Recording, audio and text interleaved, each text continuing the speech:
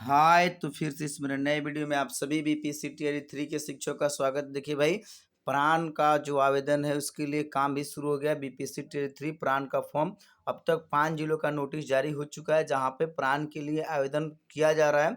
अब इसमें अगर आप देरी करते हैं तो आपके वेतन में भी देरी होगी।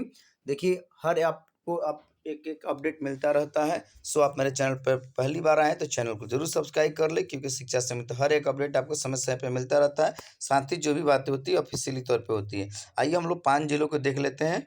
देखिए भाई, यहाँ पर आप देख सकते हैं कार्यालय जिला शिक्षा पदाधिकारी रोहतास सासाराम का पत्र जारी हो चुका है, स्पेशली प्राण के लेकर भाई, कि आप प्राण अपना अप्लाई करें। जिन लोगों का ये कहना था कि विभाग करवाएगा, नहीं, आप खुद से करेंगे। अगर खुद से करने आता है तो खुद से कीजिए, वरना किसी जानकार साइबर कैफे से करवाना है तो सासाराम के लोग भाई आप लोग प्राण के लिए काम प्रोसेस में लग जाइए। और जितना जल्दी आप प्राण का फॉर्म भरिएगा उतना जल्दी आपका प्राण अलॉटमेंट होगा, मतलब आप प्राण नंबर आ जाएगा। देरी कीजिएगा तो फिर प्राण नंबर आने में देरी होगा, और आगे चल के आपका एचआरएमएस में देरी होगा, और एचआरएमएस में देरी का मतलब होगा कि आपका वेतन समय पे नहीं मिल पाएगा। सो खुद के लिए आप जिम्मेवार हो जाएंगे।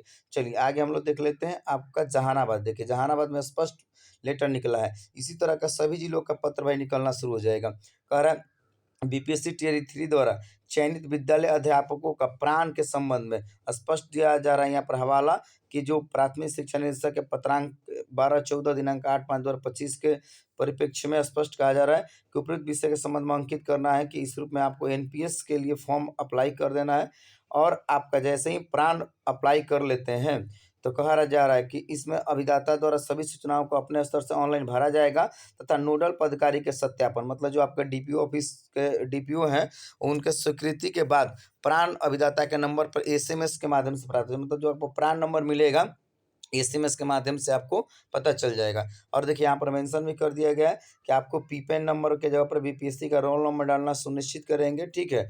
और कहा जा रहा है स्पष्ट तौर पे इसके लिए अपने स्तर से प्रखंड अंतर्गत सभी बीपीएससी टियर 3 नवोदित विद्यालय अध्यापक जिनका प्राण नहीं है वो सूचित करते हुए ऑनलाइन आवेदन करेंगे, प्रोसेस बताया गया है। तो इस रूप में आपका भाई जहानाबाद का लेटर निकल चुका है, और जहानाबाद के मैक्सिमम अभ्यर्थी प्राण के लिए अप्लाई करना शुरू कर दिए हैं। अगर आप जहानाबाद से हैं या आप सासाराम रोहतास से, तो भाई आप फाइनली आप अपना आवेदन शुरू कर दीजिए। चलिए आगे उस रूप में भोजपुर आरा के भाई, आरा का एक पत्र जारी हो चुका है कि आपको प्रोसेस क्या रहेगा प्राण को लेकर। एक चीज इसमें मेंशन कर दिया गया है कि नोट, योनो एसबीआई प्राण जनरेट नहीं कराना है। स्पष्ट कहा जा रहा है कि बहुत से ऐसे अभ्यर्थियों को देखने को मिला है कि बैंक में जाकर योनो एसबीआई प्राण जनरेट करा दिए हैं, तो वो प्राण नहीं, वो तो इंडिविजुअल हो गया। आपको गवर्नमेंट का प्राण चाहिए, ठीक है।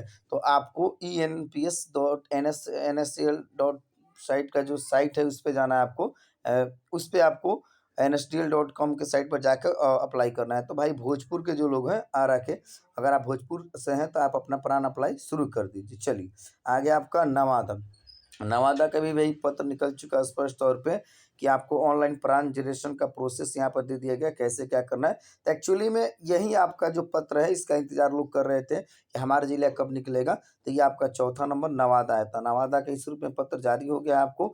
यहाँ पर पूरा प्रोसेस दे दिए गए और कैसे क्या क्या आपको इसमें डालना है। एक चीज समझ लेना, देखिए शिक्षा विभाग का आदेश एक ही होता है, परंतु अलग अलग जिले में जो अधिकारी हैं, डीओ हैं, डीपीओ हैं, वो अपने तरीके से पत्र सर्कुलेट करते हैं और उसमें अलग अलग चीज़ें मेंशन कर देते हैं। बहुत सी जगहों पर देखिएगा आप, तो विद्यालय पदस्थापना पत्र, यहाँ पर औपबंधिक पत्र की बात कर दी गई है।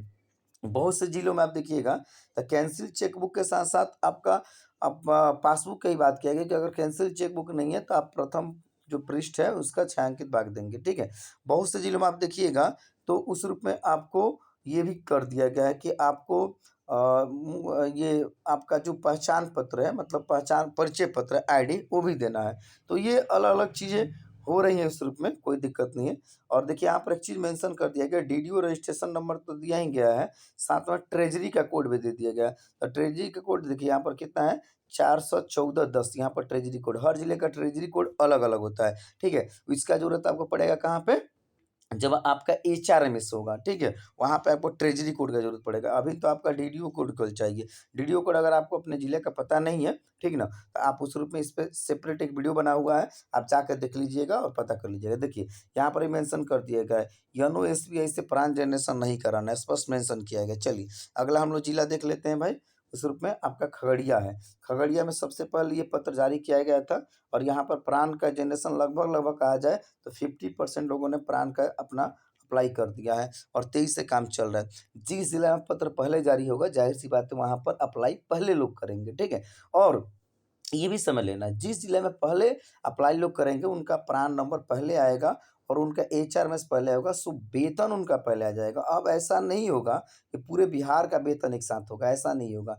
जिस जिला में पहले प्राण आवंटित करके एचआरएमएस बॉर्डिंग किया जाएगा वहाँ पे उन शिक्षकों का पहले वेतन आएगा। सो अब आपको देरी नहीं करना है, जैसे ही आपके जिले का पत्र निकल गया है आपको अपना प्राण अप्लाई करना है, खुद से करना है या कि साइबर कैफे से कराना है, ठीक है। सबसे पहले प्राण का रजिस्ट्रेशन करेंगे, उसके बाद प्राण अप्लाई करेंगे। ध्यान देने वाली जो बातें हैं, प्राण अप्लाई करते समय में कभी भी खुद ही रहकर भरवाना चाहिए। ये नहीं कि दे दिए पैसा चले गए, तो लोग अक्सर गलती करते हैं। और डॉक्यूमेंट्स जो अपलोड कराना है ना, साफ-सुथरा अच्छा-अच्छा डॉक्यूमेंट्स अपलोड कराना है, मतलब अच्छा सा स्कैनिंग करा के अपलोड कराना है। देखिए डॉक्यूमेंट्स को लेकर बहुत मेंशन रहता है देखिए, और यहाँ पे आप खगड़िया का देखेंगे तो बहुत सारा इसमें चीज़ें बोल दी गई हैं कि विद्यालय पदस्थापना पत्र देना है, योगदान पत्र देना है, आधार कार्ड देना है, पैन कार्ड देना है, कैंसिल चेकबुक देना है, नहीं है तो भाई बैंक पासबुक का पहला पेज देना है। और देखिए स्पष्ट यहाँ पर मेंशन कर दिया गया है, क्रम संख्या 2 से लेकर 6 तक एक ही पीडीएफ में रहेगा, वेबसाइट पर अपलोड करेंगे, ये नहीं कि अलग-अलग रहेगा। और इसका साइज़ 4 एमबी तक होता है, सो 4 एमबी तक इसका पीडीएफ एक पीडीएफ में बना लेंगे। मर्ज पीडीएफ होता है, ठीक है ना? वो हो जाएगा आपका 5-6 पेज का, परंतु एक ही में रहेगा, उसी को अपलोड करना है और कोई छूटना नहीं चाहिए, ठीक है? और बाकी आपका आधार से मोबाइल नंबर चाहिए, इसको मैंने क्लियर कर दिया था कि अगर आपका पैन आधार एक जैसा मोबाइल नंबर नहीं है, तो आपका जो आधार में है उसी को डालना है, ठीक है? और आगे आपका ईमेल आईडी डालना है, नॉमिनी डिटेल्स वगैरह, हस्ताक्षर वगैरह डालना है और बाकी इस रूप में सारी चीज़ें डालनी है, ठीक है? तो ये चीज़ आप लोग समझ लीजिए कि इसमें गलती नहीं करना है, इसलिए जिला वाइज़ पत्र भी जारी किया जा रहा है कि आपको कैसे क्या करना है। बाकी आप सावधानी से करेंगे, गलती नहीं। और डेट ऑफ रिटायरमेंट एकदम बिल्कुल सही-सही डालेंगे। अगर डेट ऑफ रिटायरमेंट आपने गलती डाल दिया या डेट ऑफ जॉइनिंग, तो उसमें सुधार भाई बिल्कुल नहीं होगा जिला स्तर से और आपको बहुत ही परेशानी का सामना करना पड़ सकता है। सो इन बातों का ध्यान रखिएगा। तो ये अब तक इन 5 जिलों का पत्र जारी हो गया है। अगर आप इन 5 जिलों में से बिलॉन्ग करते हैं, तो आप अपना प्राण के लिए फॉर्म अप्लाई कीजिए और किसी तरह का डाउट है, तो ज़रूर आप लोग कमेंट कर दीजिएगा। वीडियो को अधिक से अधिक शेयर कीजिए और लाइक कीजिए और चैनल को अब तक सब्सक्राइब नहीं किया तो चैनल को ज़रूर सब्सक्राइब कर लीजिएगा, क्योंकि हर एक अपडेट आपको मिलता रहेगा। ओके, जय हिंद, जय बिहार।